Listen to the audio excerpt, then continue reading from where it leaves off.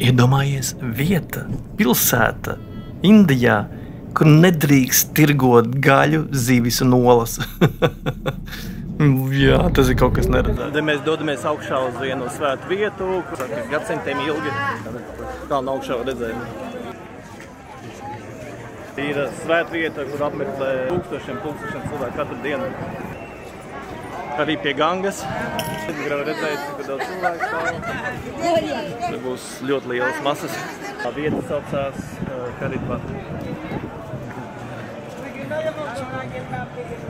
Nav redzējumi ne priekšā, ne aizmugurē. Lai tiktu templi iekšā, jāpērk biļetes. Tur nopirkt biļetes varam. Kalna augšā var tikt ar pacēlājiem. 7 minūtes ar pacēlāju jābrauc.